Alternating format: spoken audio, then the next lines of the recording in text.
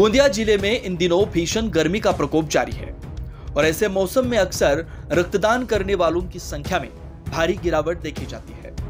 इसी चिंता को ध्यान में रखते हुए गोंदिया जिला प्राथमिक शिक्षण संस्था ने अंतर्राष्ट्रीय सरकार वर्ष का अवसर साधते हुए एक विशेष रक्तदान व अवयव दान शिविर का आयोजन किया। इस शिविर में जिले के 50 से अधिक शिक्षकों ने रक्तदान कर एक अद्भुत सेवा भावना का परिचय दिया। इसके साथ ही 20 लोगों ने अवयव दान के लिए पंजीकरण कर समाज को एक नई दिशा देने का कार्य किया। शिविर की खास बात यह रही कि महिला शिक्षिकाओं ने भी बढ़ चढ़कर इसमें भाग लिया और न सिर्फ रक्तदान किया बल्कि अवयव दान की प्रक्रिया में भी सक्रिय सहभागिता दिखाई। आंतरराष्ट्रीय सहकार वर्षाचे औचित्य साधून गोंदिया जिल्हा प्राथमिक पतसंस्थेद्वारे आज तारखेला एक भव्य असं रक्तदान शिबिर आणि अवयवदान शिबिर आम्ही आयोजित केलं आणि त्यामध्ये आम्ही आव्हान केलं आणि जिल्ह्यातील तब्बल शिक्षक बांधवांनी मध्ये सहभाग नोंदवून मोठ्या प्रमाणात रक्तदान या शिबिराला रक्तदान दिलं आणि तब्बल 20 लोकांनी अवयवदान प्रक्रियेमध्ये नाव नोंदवून अवयवदान करण्याची इच्छा व्यक्त केली।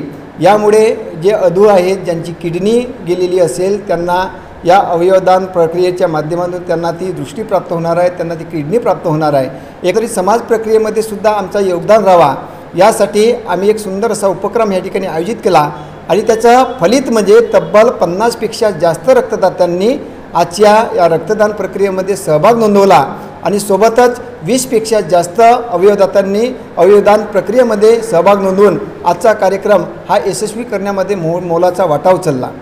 आंतरराष्ट्रीय सहकार वर्षाच्या निमित्ताने गोंदिया जिल्हा प्राथमिक शिक्षक सहकारी पतसंस्थेच्या माध्यमातून विविध प्रकारचे सामाजिक उपक्रम आम्ही राबवित आहोत।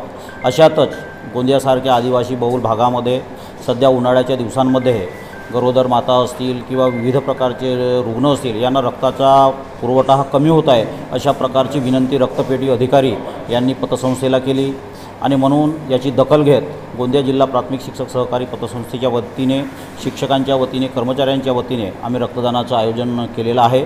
या रक्तदान शिबिरामध्ये शिक्षकवृंद, संस्थेचे कर्मचारी आणि विशेषतः महिला कर्मचारी, महिला शिक्षिका यांनी सुद्धा रक्तदान केलेलं आहे।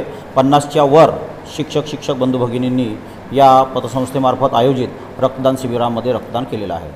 गोंदिया जिल्हा प्राथमिक शिक्षक सोसायटी संस्था मर्यादित गोंदिया रजिस्टर नंबर 1 यामार्फत आज रक्तदानाचं शिबिर आपल्या सोसायटीमध्ये आयोजित केलेलं होतं। तर त्यानिमित्तानं अधिकाधिक रक्तदानाचं लोकांना जमा केले गेले शिक्षकांकडून आणि रक्तदान केलं गेलं। त्यामध्ये मी सुद्धा रक्तदान केलं आणि त्यासोबतच अवयव दानाचा सुद्धा फॉर्म भरण्यात आलेला होता।